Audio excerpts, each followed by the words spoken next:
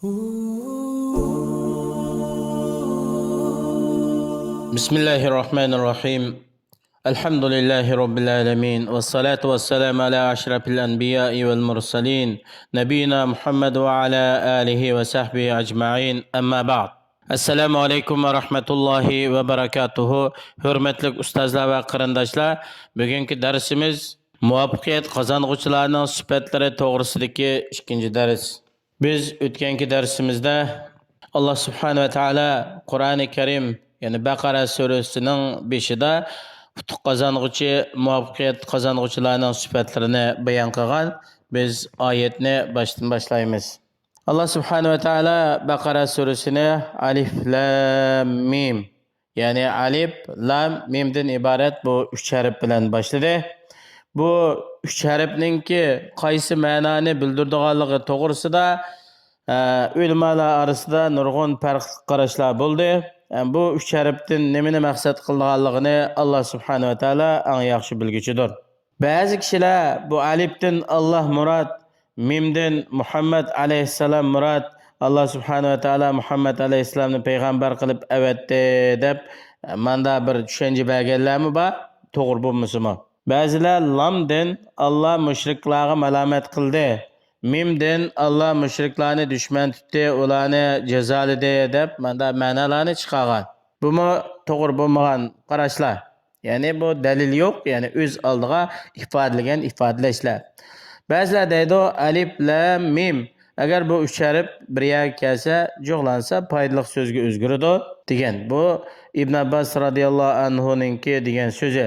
To'g'risi Alloh subhanahu va taolo shu davrdagi arablarga Qur'oni Karim nozil bo'lgan vaqtida bular Qur'oni Karimga ishonmay, Qur'oni Karim bu to'qilma so'z, Muhammad alayhissalom o'zi to'qib olgan, sehra, she'r degandek turli tuhmat badnomlarni qilgan vaqtida Alloh subhanahu va taolo arablarga degan mushu alif lam mim bu harf, ya'ni sizlar o'zaro so'zlashadigan, xat yozadigan, she'r yozadigan, balog'at, fasohat uslublarini bayon qiladigan arab tilidagi 28 harfning qatoridan sizlarmi mushu o'zinglar so'zlashayotgan bu arab tilidan Qur'oni Karimga o'xshash bir sura yoki bir oyat keltirib chiqinglar.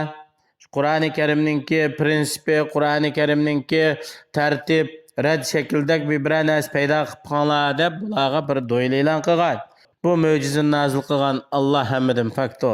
Mushriklar shundoq e'tirof qilsimi, Qur'oni Karimninki balog'at, fasohat jihatdagi nihoyat yuqori uslublarni e'tirof qilsimi, ammo bular shu iymon etmay, nurg'unlari kufr holatida dunyodan ketgan. Allah subhanahu va taolo aytadi: "Zalikal kitob." Shu kitob deb bu yerda kitobni maqtash uchun shu kitob deb bu yerda 3-chi shaxsga ishlatilgan almash bilan keltirdi. Shuning uchun masalan bizmi bir odamni maqtamoqchi bo'lsak, shu odam, ya'ni shu batur, shu palvon degandek shu so'zlarni ishlatamiz. Allah subhanahu va taolo bu yerda zalikal Qur'on demadi, zalikal kitob dedi. Shu kitob Allohning huzuridan 7-chi osmonning ustidan tushgan shu buyuk katta kitob deb keltirdi, Qur'on demadi. Chunki Qur'oni Karimning o'zi shu kitob. Go'yoki hamda Qur'onning g'ayri kitob emasdek ifodalandi. Kitob degan so'z Qur'oni Karimda ba'zi yerlarda bu tüp söz aleti keltirildi. Bazı joylarda tüp sözden ayrılgan şahs sözlerinin qatarıdımı keltirildi. Allah subhanahu ve taala Baqara surasida aytadi: "Kutiba alaykumus siyamu." Yani sizlarga Ramazon ro'zasi farz qilindi. Kutiba ma'noda yozildi, bekitildi degan ma'noda. Yana Allah subhanahu ve taala aytadi: "Kutiba alaykumul qital va huwa kurhul lakum." Sizlarga jihad qilish farz qilindi. Vaholanki sizlar bu urushni, jihad qilishni yoqtirmasanglarmi deb meyadimi purizi ma'nosida keldi. Yana Alloh subhanahu va taolo aytadi: "Kutiba alaykum idha hadara ahadakumul maut." Ya'ni sizlarning biringlarga o'lim hozir bo'lgan vaqtida, ya'ni sizlarning biringlar sakrat tushib qolgan vaqtida mol dunyolar bo'lib qolsa, bu to'g'rida bir vasiyat qoldirsin degan oyat. Yana Alloh subhanahu va taolo Qur'oni Karimda aytadi: "Kitaballohi alaykum." Yani Allah bular sizlarga yozdi, ya'ni farz qildi, bekitdi degan ma'noda. Yana Allah subhanahu va taolo aytadi: "Va katabna alayhim fiha anna an-nafsa bin-nafs." Maida surasida biz Yani Nasaralarga İncil'de şunu yazdık ki hakikaten canның bedeliga o'ltiriladi. Yani bir odam o'tgan bo'lsa o'ltiriladi, ko'zini qo'yib etgan bo'lsa ko'zi qo'yiladi deb bu yerdagi qisosninki hukmlari bayon qilingan. Yana Alloh subhanahu va taolo aytadi: "Va laqad katabna fi zaburi." Haqiqatan biz Zaburda buni farz qildik, bitib etdik.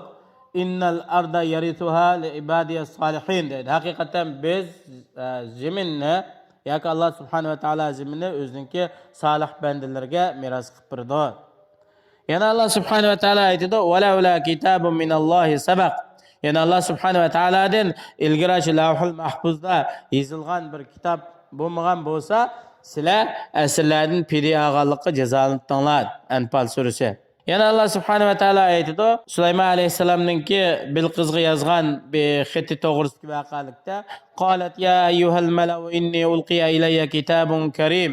Bu ayol aytadi: "Ey vazir uzralarim, yaralarim, menga nayati esil bir xat keldi." Mishadik bir xatmi kitob degan ma'noda kelgan. Yana Alloh subhanahu va taolo aytadi: "Ya ayyuhallazina amanu iza tadayantum bidaynin ila ajalin musamma faktubuh." Ey iymon etuvchi mu'minlar, sizlar o'zaro qarz muomala qilsanglar, ma'lum muddatgacha buni yozib qo'yinglar. Bu kitob degan aslida kataba, yozdi, yozidi, yozmoq degan tip so'zdan chiqarilgan bo'lib, bir narsani bir narsaga jug'lash kitob deb ataladi. Ya'ni nurg'un so'zlar jug'lansa, bu bir kitob bo'ladi. Shuningdek, qo'shinning oldida mangan Kutaybatul qo'shin deb qo'ydi. Avangard qo'shin yoki kichik qo'shin deb bu bir qancha askarlarningki birikmasidan tarkib topgan. Hamda Alloh subhanahu va taolo oyatda la rayba fih dedi. Ya'ni bu Qur'oni Karimda hech qanday shak shubha yo'q. Bu rayb degan so'z bir qancha ma'noni bildirdi. Bir ma'nosi shak yo'q degan ma'noda, yana bir ma'nosi tuhmat yo'q degan ma'noda, yana bir ma'nosi hojat yo'q degan ma'noni bildirdi. Lekin Qur'oni Karimdagi ma'nosi la shakka, ya'ni Alloh subhanahu va taoladan nozil qilingan bu Qur'oni Karimda hech qanday shak shubha yo'q. Buningda faqat o'zga zulm qilgan zolim, fojir, fasiqlar shak qiladi. Yani bu to'g'rida Qur'oni Karimda kelgan la ya'tihil batilu min bayni yadayhi va la min khalfihi. Qur'oni Karimninki oldidinmi, keynidinmi, ya'ni ilgirmi, keyinmi hech bir tarafdan batil kelmaydi. Bu maqtalg'uchi hikmatlik zot bo'lgan Alloh tarafdan nozil qilingan kitobdir. Har qanday odam Qur'oni Karimga amal qilsa ajrga erishadi. Qur'oni Karimning hukmi bilan hukm qilsa adil hukm qiladi. Qur'oni Karimga amal qilgan kishi to'g'ri yo'lning ustida bo'ladi. Allah subhanahu va taolaning hudan lil muttaqin deb. Bu yerdagi bu hidoyat degan inson hidoyat topadigan narsaning eng kattasi nima desa Qur'oni Karim. Qur'oni Karimni ko'p o'qigan, Qur'oni Karimning hukmiga amal qilgan, Qur'oni Karimni o'zining asosiy dasturi qilgan kishilar dunyo oxiratda utuq qozonadi. Hamda bu hidoyat ikki turlik bo'ladi. Birinchisi hidayatud dalala, ya'ni kishilarni to'g'ri yo'lga boshlab qo'yish. Bu payg'ambar alayhisalom uchun va payg'ambar alayhisalomdan tortib toki qiyomatgacha kishilarga to'g'ri yo'l ko'rsatadigan, kishilarni to'g'ri yo'lga yetaklaydigan hamma kishilar bu xizmatni olib boradi. Ammo hidayati tavfiq, to'g'ri yo'lga muvaffaq qilish bo'lsa, bu faqat Alloh tarafdan bo'ladi. Alloh muvaffaq qilmaydi ekan, hech kim to'g'ri yo'lga erisha olmaydi. Shunga Alloh subhanahu va taolo Qur'oni Karimda innaka la tahdi man ahbabta walakinnalloha yahdi man yasha va huwa a'lamu bil muhtadin. Ey Muhammad sallallohu alayhi va sallam, sizlar o'zlari yaxshi ko'rgan kishini to'g'ri yo'lga hidoyat qila olmaylar, lekin Alloh subhanahu va taolo xohlagan kishini hidoyat qiladi. Alloh subhanahu va taolo kimning hidoyat topadiganligi, to'g'ri yo'lga erishadiganligini nayt yaxshi bilguchidir. Oyatda hamda hudan lil muttaqin dedi. Bu Qur'oni Karim taqvodorlarga hidoyat dedi. Hudan lil muslimin demedi. Barliq musulmonlarga hidoyat demedi. Nima uchun? Chunki musulmonlarningki darajalari farqli bo'ladi. Ulardan cho'ng gunohlarni qilganlar bor. Bu to'liq hidoyat bularga muvofiq kelmaydi. Ularning orasidan ba'zi gunoh ma'siyatlarni davomli qilganlar bor. Unda bo'lgandan keyin ularning hidoyatimi hammani o'z ichiga olg'ichi komil shaklda bo'lmaydi.